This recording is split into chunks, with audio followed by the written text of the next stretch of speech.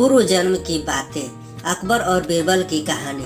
Badger नामक नगर में दो आदमी बड़े मित्र भाव से रहते थे। उनमें एक का नाम पंडित सुशर्मा था, जो अति विद्वान, सदाचारी तथा गंभीर प्रवृत्ति का था। दूसरे मित्र का नाम सुदामा था, जिसका जाति नाई था, परंतु विचार में बड़ा ही न्यायप्रिय था। इनका आपस में ऐसा संगठन था कि बिना एक दूसरे से पूछे कोई नया कार्य प्रारंभ नहीं करना था। एक दिन अकस्मात सुशर्मा के मन में यह बात आई कि हमें कोई ऐसा कार्य करना चाहिए जिससे भविष्य में राज ऐश्वर्य का सुख मिल सके। इस विचार से प्रेरित होकर उसने सुदामा नामी अपने मित्र से इस बारे में चर्चा की। सुदामा नाई ने कहा, मित्रवर, मेरा धर्म भी यही कहता है कि आपको तपस्या करने की अनुमति दूं और तपस्या के समय आपका सहयोग कर मैं भी अपना अगला जन्म संवारूं।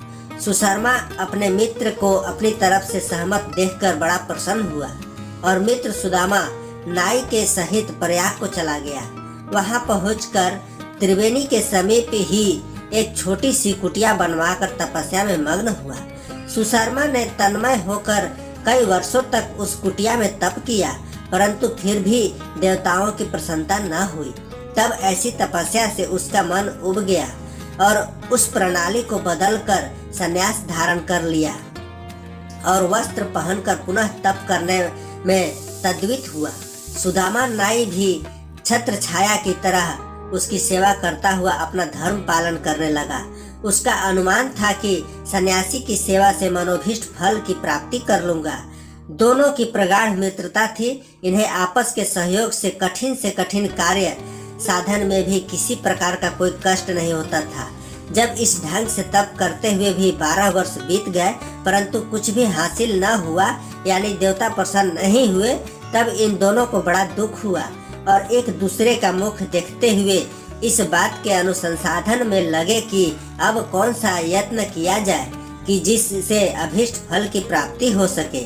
अपने मित्र सुदामा नाई को चुप देखकर सन्यासी बोला, मित्र सुदामा, तुम भली भांति देख रहे हो कि हमें तप साधन करते 24 वर्ष का समय बीत गया, लेकिन कार्य की सिद्धि न हुई। तब आखिर ऐसा कौन सा उपाय किया जाए कि जगत में हमारी अवहेलना न हो। मेरे मन में तो यह आता है कि आत्महत्या के अतिरिक्त निवृत्ति का दूसरा मार्ग नहीं है, लेकिन इससे भी मुक्ति नहीं मिलती। इसमें भी एक बात बड़े अड़चन की है। शास्त्रकारों ने आत्महत्या को बड़ा पाप बतलाया है। अतः भाई, तुम ही कोई ऐसी युक्ति निकालो जिससे शास्त्र अनुकूल सुख प्राप्त हो सके। गतानी शोचानी कृतनन भवने, अर्थात बीती हुई बातों की चिंता छोड़कर आगे के लिए प्रयत्नशील होना चाहिए। सुदामा मित्र बोला, आप पंडित और ज्ञानी दोनों हैं, मैं केवल आपका अनुयायी सेवक हूँ। शास्त्रों के आदेश क्या है इसका मुझे कोई ज्ञात नहीं है। तब इसमें आपको ही कोई सोच विचार कर दूसरा उपाय निकालना चाहिए। सुशर्मा ने कहा, हाँ, एक मार्ग है, परंतु जब तक तुम उससे सहमत न हो मैं कैसे कर सकता हूँ।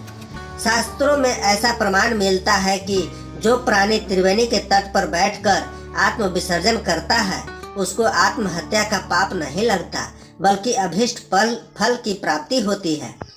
सुदामा नाई पंडित सुशर्मा की इस उपाय से सहमत हो गया और वे अपने सामानों को अलग अलग 2 गट्ठर बनाकर एक जगह गाड़ कर चलते हुए वहां से चलकर जगत जननी भागीरथी के तट पर आए। सुशर्मा के मन में राज सुख प्राप्ति की कांक्षा थी, इसलिए वह पृथ्वी मंडल का एक छत्र राज्य प्राप्ति के निमित्त और सुदामा को राज कर्मचारी होने की कांक्षा थी। अतः उसने मंत्री पद के अभिरुचि से त्रिवेणी जी के पवित्र जल में प्राण विसर्जन किया। वे मरते समय ध्यान मग्न हो ईश्वर से प्रार्थना कर बोले, भगवान, इसी जन्म के समान पूर्ण जन्म में भी हमारा साथ इसी प्रकार बना रहे और इस समय की सब बातें हमें स्मरण रहे। तीर्थराज प्रयाग की भूमि जिसमें त्रिवेणी जल का प्रवाह, क्या कहना, उस जल के पुण्य प्रभाव से उनको अभीष्ट सिद्धि मिली। अगले जन्म में सुशर्मा हिमायू बादशाह के घर जन्म लेकर अकबर के नाम से विख्यात हुआ और सुदामा नाई का जन्म उसी नगर के एक कुलीन ब्राह्मण के घर हुआ। इसके पिता के पुकारने का नाम स्वप्ननाथ था। ब्राह्मण पुत्र स्वप्ननाथ बड़ा ही बुद्धिमान और प्रतिभाशाली हुआ, जिस कारण थोड़े ही समय में इसने अच्छी विद्या हासिल कर ली। विद्या और बुद्धि के प्रभाव से बादशाह ने इसको दीवान पद पर नियुक्त किया और बादशाह बाद में इसका नाम बदलकर बीरबल रख दिया। दोस्तों, आशा है आपको ये अकबर बीरबल स्टोरी पसंद आई होगी। आप इसे लाइक कर सकते हैं, अपने फ्रेंड्स के साथ शेयर भी कर सकते हैं। मजेदार अकबर बीरबल का किस्सा पढ़ने के लिए हमें सब्सक्राइब जरूर कीजिए। धन्यवाद।